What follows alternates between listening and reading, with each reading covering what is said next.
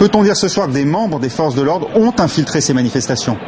Écoutez, oui, moi je peux vous le dire, vous l'affirmer, je les ai vus.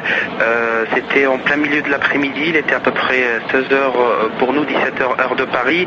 Les anti-Moubarak ont arrêté une dizaine de personnes devant mes yeux. Ils ont été arrêtés de manière très virulente, très violente, lynchés.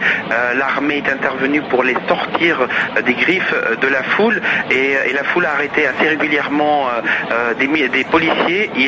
En les arrêtant, ils les ont fouillés, ouvert leur portefeuille et sur les cartes d'identité égyptiennes, la profession est citée. Et là, j'ai vu de mes yeux, je peux vous le garantir, au moins une dizaine de cartes d'identité saisies où il y avait marqué des policiers.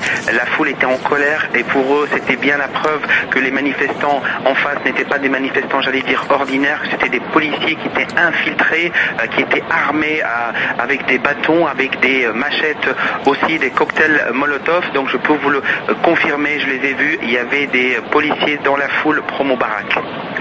Karim, vous nous disiez à l'instant, l'armée donc qui tente de rétablir l'ordre sur la place et donc de faire évacuer les manifestants. La position de l'armée, dont certains éléments d'ailleurs avaient semblé fraterniser avec les manifestants ces derniers jours, semble assez difficile à comprendre. L'armée qui expliquait qu'elle ne s'opposerait pas aux manifestants, en tout cas qu'elle ne tirerait pas sur les manifestants, ce qui n'est pas exactement la même chose. Ce soir, que peut-on dire de l'attitude de l'armée ? Définitivement, elle a choisi son camp ?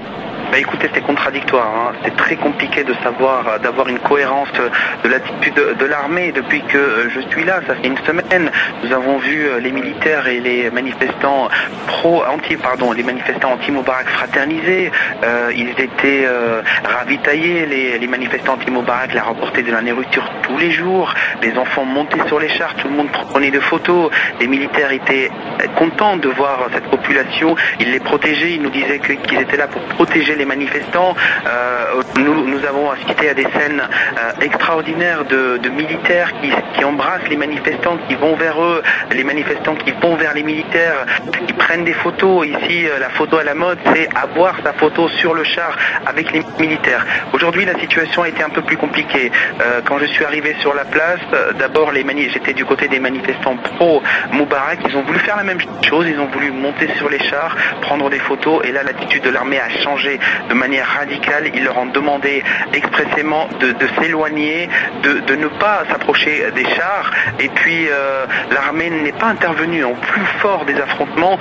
Moi j'étais sur la place, j'ai demandé à un militaire pourquoi vous n'intervenez pas, quels sont vos ordres. Et ce jeune militaire qui avait la peur au ventre, était cramponné à sa Kalachnikov, m'a dit je sais pas, on ne doit pas intervenir, on ne bougera pas. Et tout au long de l'après-midi, les militaires ont regardé en spectateur les événements, ils ne sont pas intervenus une seule fois. Tout s'est précipité au moment où le musée a été investi, une brèche a été ouverte par les pro-Moubarak qui ont tenté d'aller vers la place en coupant à travers le musée pour contourner les barricades des anti-Moubarak. À ce moment-là, l'armée a commencé à tirer en l'air des tirs de semonces de plus en plus nourris et des tirs également de balles traçantes. Et depuis à peu près 2 heures, là, les chars ont fait mouvement, ils se sont mis en ligne pour repousser les pro-Moubarak, pour créer une distance, un no man's land entre les deux parties. Et là, depuis à peu près 2 heures, des tirs assez nourris,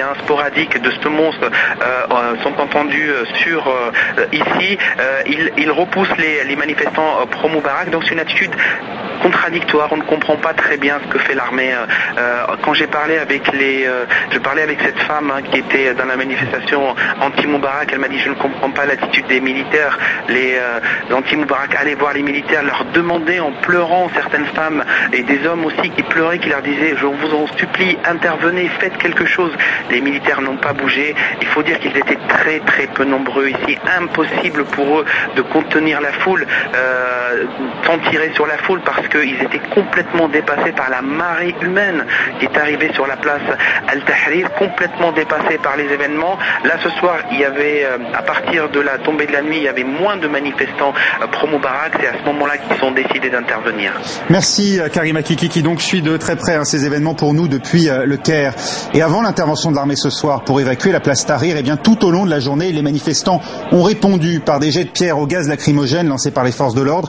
Des manifestants qui ont également été été la cible de cocktails Molotov lancés depuis des immeubles environnants, contrôlés par des militants pro-Moubarak. Une situation de chaos qui s'est donc emparée des rues de la capitale égyptienne. Je vous propose